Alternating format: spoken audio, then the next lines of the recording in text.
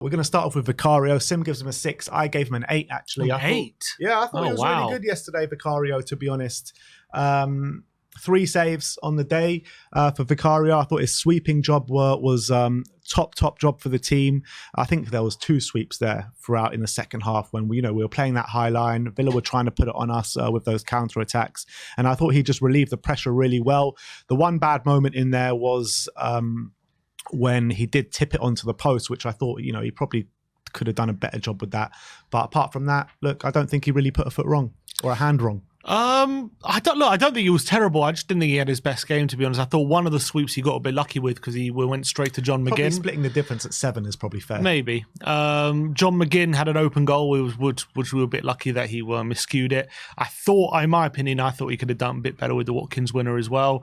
And he had that moment where he let Bailey's shot squirm under him, and luckily for him, it hit the post. But he did have some good moments as well in there with some good sweeping in there and some other good saves. So I don't think it was just his best game for Tottenham, but I don't think he had a bad game any stretch, so I gave him a 6. Yeah. All right, moving on to Pedro Porro at right back. 8 all round for Pedro, one of our best players on the day. I thought he was unbelievable, and I actually think he's been one of our most consistent performers so far this season, ever since coming in the second game of the season against Manchester United. He grabbed an assist on the day, albeit not the greatest assist, to be honest, just a nice little pass to Giovanni Lo Celso. But look, he was so creative throughout the game. That over-the-top ball to Destiny Udogie in the opening minutes, where Destiny definitely should have done better from. He had a couple of shots where one of them maybe should have done better from and hit the back of the net. But his passing is just to die for, isn't it? It's just unbelievable. He's increasingly becoming, one of the best passing fullbacks in the league. Obviously, we got some very good ones, but he's been incredible this season. We know what quality he's got in that right foot of his.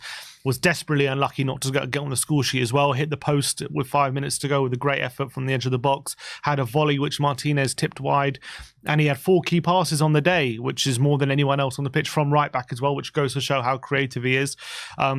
His passing over the top was exceptional. I thought he just had a brilliant game, and I agree with you. He's fast, but considering he didn't even start the season technically as our first choice right back. He's just taken that spot and not looked back, hasn't he? He's been absolutely phenomenal. And if he continues in this form, I'm sure he'll be getting more goals and assists more regularly. Yeah, absolutely. Moving on to Emerson. Royal 5s all round for Emerson. Unfortunately, not a great day at the office for him. Look, I thought he was okay for the most part, to be honest. What really frustrated me about Emerson was that moment in the last minute when we're dying to go get a goal, and he tries to play it out the back or bring the ball up to the halfway line and just overhits it and gets tackled straight away. That really frustrated me because that was our literal last chance saloon in the game, and he just screwed it up. But I felt like every time Villa went through on goal, or every time Villa had a good opportunity to attack us, it was to the detriment of him and Ben Davies playing out of position. Yeah, I thought when he had to have an individual duel, most of the time, or when he was asked to kind of sweep up like Van de Ven does sometimes, I thought he did a decent job, and he was looking quite good in that first half when we were kind of suffocating Villa, and I thought he was quite a good part of that. But as you say, when Villa did get chances to get forward, and when he was asked to defend his penalty box, and when he had to communicate with Ben Davies, it was lacking. And a few of the opportunities that Villa created were down to that miscommunication, and Ollie Watkins taking advantage of that. I thought for the second goal, he could have done a bit better, could have got a bit closer to Ollie Watkins as well. His playing out the back was a bit hit and miss, I would say. There was some moments where he did some really good ball carrying into midfield and he was looking good, but his long balls were all right. And his long passes were decent. And then there are other moments like that moment in the last minute, which you're talking about, which very much frustrated a lot of the crowd. So I would say a mixed day for Emerson. In terms of the experiment of him at centre-back, would I rather stick with him or go with Dyer at City? I probably would stick with Emerson. Yeah, I would stick with him as well, but it's the lesser of two evils. Yeah, unfortunately. Look, there's no good real solutions here. It's just what we got. And unfortunately with Emerson, with the attributes that he does have, where does he fit into this squad long term? I'm not too sure, because playing him at fullback, I'm not sure I don't think he's good enough on the ball. Playing him at centre back is just a no-no for me. So apart from coming on in games to help us see out games, where do you see him fitting in this squad in the long term? Because I don't see him fitting in at all, really. Look, there are fewer better. That I'm happy with him being back up, but other than that, I've always said it. I don't think he's technically good enough to play what Ange wants, like to a good enough level where we want to really be challenging. I think he's a good player. I don't think he's a massive liability when he's on the pitch, but for me, if in the summer you get a good deal for him, I think you can definitely use that money. You can probably get good money for him and use that money to time better. Someone who's more suited to what we want to do. Yeah, and we know like if Porro gets an injury for any extended amount of time and he's asked to play right back, that creativity goes down a massive notch. Yeah, but you make up with it in other ways, hopefully. Let's hope so. But let's move on to left back Destiny Udogie. 7s all round for Destiny. I thought he had a strong game, to be fair, especially defensively. I thought every time the ball came over the top, he was there to sweep up. He was there showing his physicality, winning the ball back time and time again. I felt he was a massive value to the team, especially in that first half, coming into that midfield, inverting, helping us get control of that midfield. Should have scored in the opening few minutes of the game when Pedro played him through on goal. But yeah, I thought it was a good display from Destiny on his return. Yeah, I thought first half he was really good, really dominant in the air especially, and putting into really tough challenges. I don't think we saw as much of him going forward as maybe we have in other games, apart from that one chance he had in the first minute or so where he absolutely lacked composure and kind of skied it. But yeah, I thought he did well. What I would say is in the second half when they brought Leon Bailey on, Bailey did really exploit a lot of the space that Udogie was leaving, and he nearly punished us with the shot, which obviously hit the post.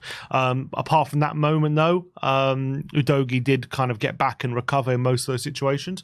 So I thought defensively good. Going forward wasn't as good as we've seen. Moving on, we go to Ben Davies next.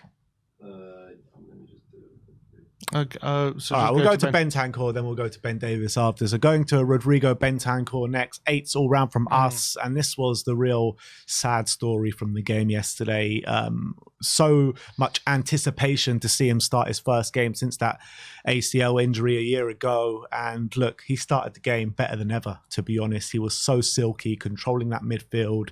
The one-touch play and the build-up play with him, Kulusevski, CELSO were just breathtaking, to be honest, at times. And Matty Cash does what Matty Cash does and ruins another one of our players. 2 years ago it was Matt Doherty when he was in really good form, and now it's Bentancur on his first game back since his ACL injury. And man, it knocked the stuffing out of us at the time because we were on top, we were playing unbelievable football, and Bentancur was just at the heart of everything. And who knows how long he's going to be out for. Hopefully it's not as bad as first feared.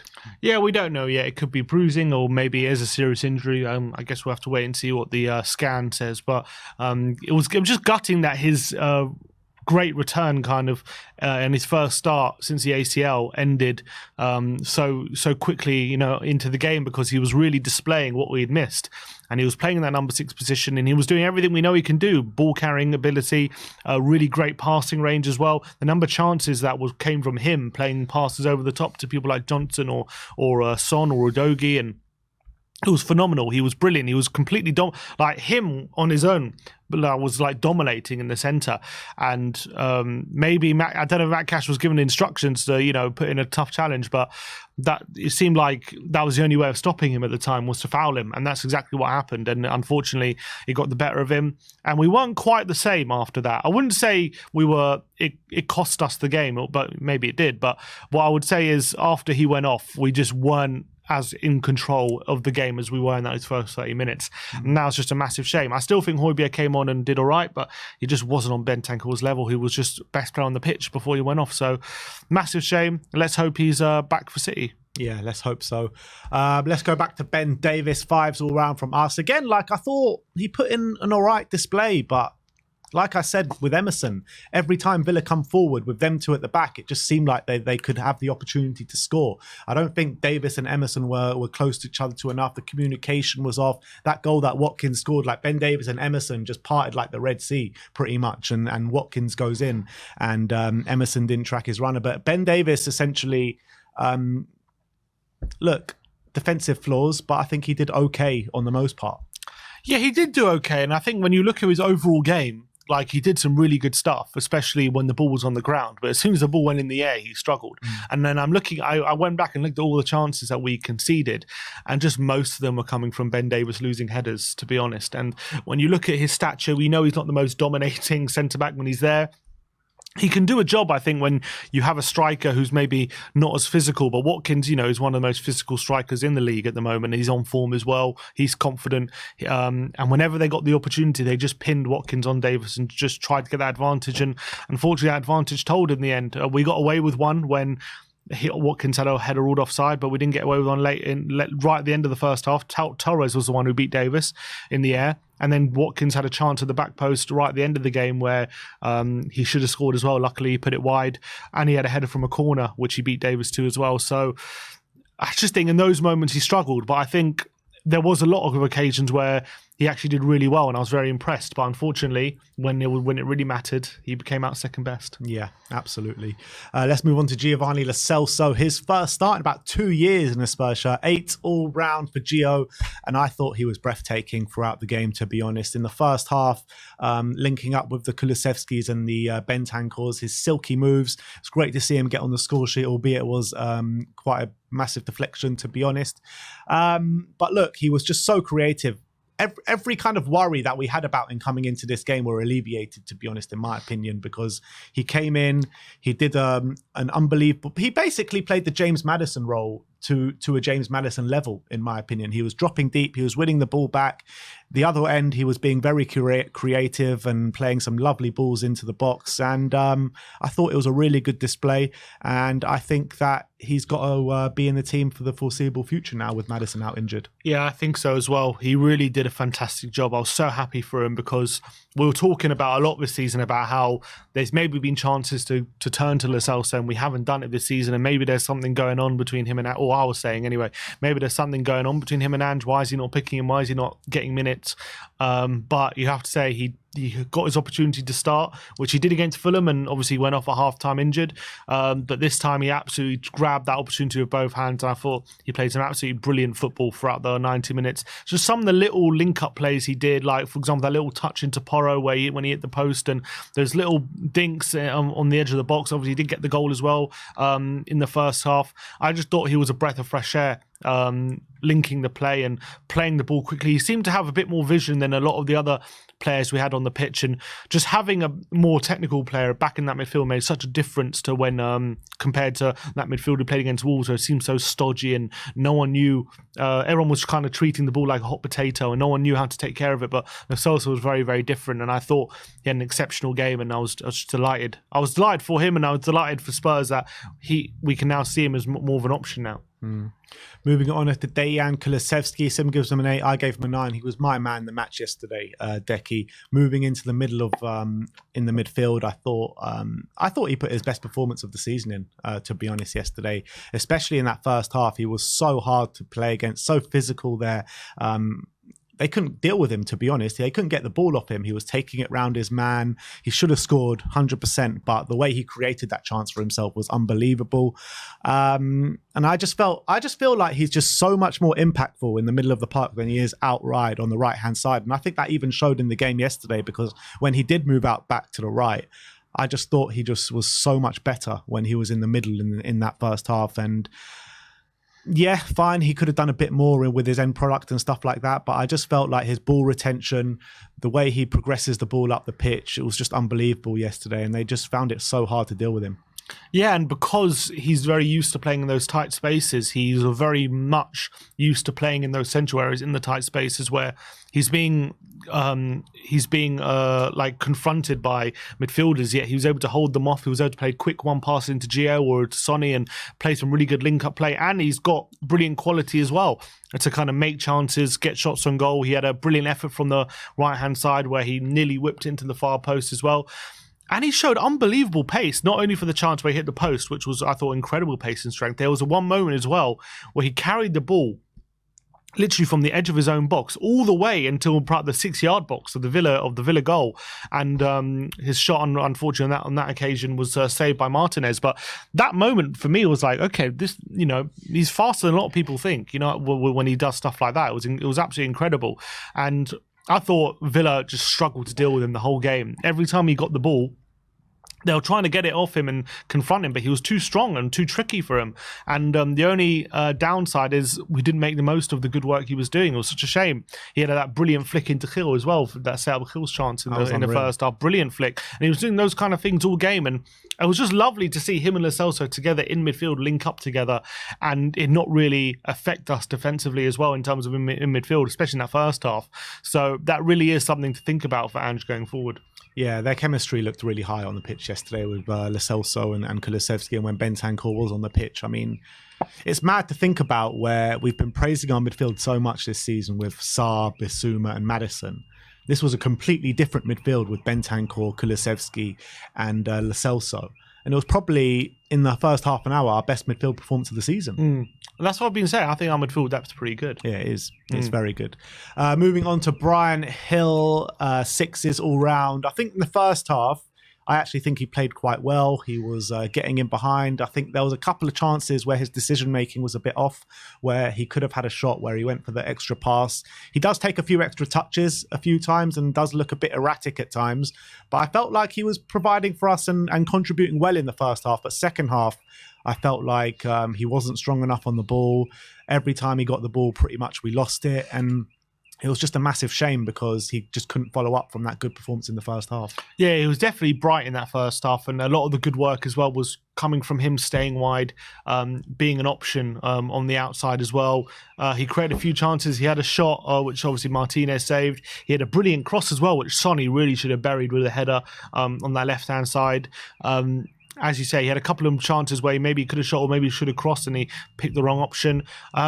I always felt like, though, whenever he gets too close to a defender, he's just too weak. He can't outmuscle anyone. He always very much is getting muscled off the ball, which was a shame. But when it came to that second half, he definitely ran out of steam. By the time he went off, he was absolutely done. You could see it. He was even trying to get a cross off on the ball, and it was going out of play. It was just he couldn't manage it. But I thought it was a bright game. I wouldn't mind persisting with him, but I just want to see a bit more. But I think it was decent considering it was his first start in a long time.